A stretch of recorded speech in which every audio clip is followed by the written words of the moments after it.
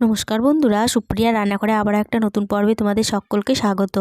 আজকের আমার রেসিপি হাতে মাখা আলুর দম। বন্ধুরা, তোমরা অনেক ধরনের আলুর দম খেয়েছো, কিন্তু আজকে আমি যেভাবে হাতে মেখে আলুর দম বানাবো, এই আলুর দমটা একবার খেয়ে দেখবে, বারবার খেতে ইচ্ছে করবে। তাহলে চলো বন্ধুরা, দেখে নেওয়া যাক হাতে মাখা আলুর দমটা কীভাবে বানানো হয়। হাতে মাখা আলুর দম বানানোর জন্য এখানে 1 কিলো পরিমাণ ছোট আলু নিয়েছি, আর আলুগুলোকে খোসা ছাড়িয়ে জল দিয়ে খুব ভালো করে ধুয়ে নিয়েছি। এবার এই আলুগুলোকে একটা পাত্রের মধ্যে ঢেলে নিচ্ছি। সমস্ত আলুগুলো একটা পাত্রের মধ্যে ঢেলে নিলাম।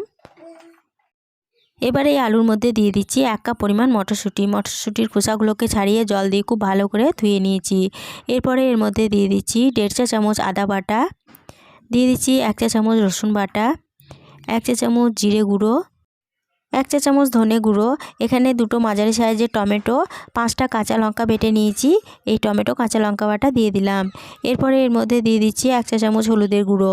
এখানে কিছু পরিমাণ ধনেপাতা কেটে রেখেছি, ধনেপাতাগুলোকে ডাঁট সমেত আমি কেটেছি। এবার ধনেপাতাগুলোকে কেটে জল দিয়ে খুব ভালো করে ধুয়ে নিয়েছি। সমস্ত ধনেপাতা এর মধ্যে দিয়ে দিলাম। ধনেপাতা দিয়ে এই সমস্ত উপকরণ আলুর সাথে খুব ভালোভাবে মেখে নিচ্ছি। আর এই মাখার কাজটা খুব ভালোভাবে করতে হবে। সমস্ত উপকরণ খুব ভালোভাবে হাত দিয়ে আলুর সাথে মেখে নিয়েছি। এরপরে এটাকে একটা ঢাকা চাপা দিয়ে দিচ্ছি। ঢাকা চাপা দিয়ে রেস্টের জন্য 10 মিনিট রেখে দিচ্ছি, যাতে সমস্ত মশলা খুব ভালোভাবে সেট হয়ে যায়। 10 মিনিট পর ফিরে এসে ঢাকা চাপাটা খুলে নিলাম। এরপরে এদিকে একটা গ্যাসের ওভেনে কড়াই বসিয়ে গ্যাসটা অন করে কড়াইয়ের মধ্যে দিয়ে দিলাম পরিমাণ মতো সরষের তেল। ফোড়নের জন্য নিয়েছি এখানে সামান্য পরিমাণ গোটা জিরে, 2টো এলাচ, একটা দারচিনি, 2টো লবঙ্গ, একটা শুকনো লঙ্কা আর 2টো তেজপাতা। এবার এই সমস্ত ফোড়ন তেলের মধ্যে দিয়ে দিচ্ছি। এবার তেলের মধ্যে ফোড়নটাকে ভালোভাবে ভেজে নিচ্ছি। ফোড়নগুলোকে ভালোভাবে ভেজে নেওয়ার পর ফোড়ন থেকে যখন সুগন্ধ বেরোতে শুরু করেছে, তখন এখানে দিয়ে দিচ্ছি 1.5 চা চামচ কাশ্মীরি লঙ্কা গুঁড়ো। এই লঙ্কা গুঁড়োটা তেলের মধ্যে দিলে পরে কালারটা খুব সুন্দর আসে। লঙ্কা গুঁড়ো তেলের সাথে একটু নেড়ে এর মধ্যে দিয়ে দিলাম সমস্ত মেখে রাখা আলুগুলো। এবার এই মশলা সমেত আলুগুলোকে গ্যাসের সিমটা মিডিয়ামে রেখে 10 মিনিট মতো কষিয়ে নেব। বন্ধুরা, আমার এই রেসিপিটা দেখে যদি তোমাদের ভালো লেগে থাকে, তাহলে পরে ছোট্ট একটা লাইক দিয়ে এরকম নতুন নতুন রেসিপি পেতে প্লিজ আমার চ্যানেলটা সাবস্ক্রাইব করে আমার পাশে থেকো।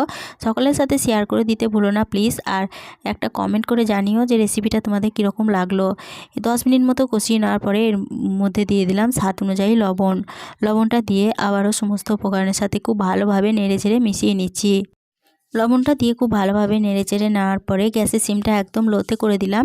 লোতে করে দেওয়ার পরে একটা ঢাকা চাপা দিয়ে দিচ্ছি। ঢাকা চাপা দিয়ে 5 মিনিট মতো এটাকে হতে দেব। 5 মিনিট পর ফিরে এসে ঢাকা চাপাটা খুলে নিলাম। এরপরে এই সমস্ত উপকরণ আবারও একবার খুব ভালোভাবে নেড়েচেড়ে কষিয়ে নিচ্ছি। সমস্ত উপকরণ আবারও খুব ভালোভাবে 1 মিনিট মতো নেড়েচেড়ে কষিয়ে নিলাম। এরপরে এর মধ্যে দিয়ে দেব পরিমাণ মতো জল। এখানে আমি জলটা ঠিক এতটা পরিমাণই ব্যবহার করলাম। তোমরা যদি গ্রেভিটা একটু বেশি রাখতে চাও, তাহলে পরে জলের পরিমাণটা একটু বাড়িয়ে নিতে পারো। জলটা দিয়ে সমস্ত উপকরণের সাথে খুব ভালোভাবে নেড়েচেড়ে মিশিয়ে নিয়ে এর মধ্যে দিয়ে দিচ্ছি 1 চা চামচ চিনি। চিনিটা দিয়ে আবারও সমস্ত উপকরণের সাথে খুব ভালোভাবে নেড়েচেড়ে মিশিয়ে নিচ্ছি। চিনিটা খুব ভালোভাবে নেড়েচেড়ে মিশিয়ে নিয়ে গ্যাসের সিমটা আবারও একদম লোতে করে দিলাম। লোতে করে দিয়ে আবারও একটা ঢাকা চাপা দিয়ে দিচ্ছি। ঢাকা চাপা দিয়ে আলুটাকে আমি 10 থেকে 15 মিনিট মতো রান্না করে নেব। আমি 15 মিনিট পর ফিরে এসে ঢাকা চাপাটা খুলে নিলাম। ঢাকা চাপাটা খুলে নিয়ে সমস্ত উপকরণ আবারও একবার খুব ভালোভাবে নেড়েচেড়ে নিচ্ছি। সমস্ত উপকরণ খুব ভালোভাবে নেড়ে নেওয়ার পরে এখানে আলুটা সিদ্ধ হয়েছে কিনা একটু চেক করে নিচ্ছি। আলুটা খুব ভালো মতো সুসিদ্ধ হয়ে গেছে। এরপরে এর মধ্যে দিয়ে দিচ্ছি 1/2 চা চামচ গরম মশলার গুঁড়ো। গরম মশলার গুঁড়োটা দিয়ে সমস্ত উপকরণের সাথে খুব ভালোভাবে আবারও নেড়েচেড়ে মিশিয়ে নিচ্ছি। গরম মশলা গুঁড়ো খুব ভালোভাবে নেড়েচেড়ে মিশিয়ে নিয়ে গ্যাসের সিমটা বন্ধ করে দিয়ে 5 মিনিটের জন্য ঢাকা দিয়ে স্ট্যান্ডিং টাইমে রেখে দিয়েছিলাম।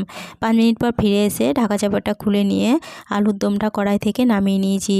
গরম ভাত, রুটি, পরোটা, পোলাও, ফ্রাইড রাইসের সাথে পরিবেশনের জন্য এই আলুর দম একদম রেডি হয়ে গেছে।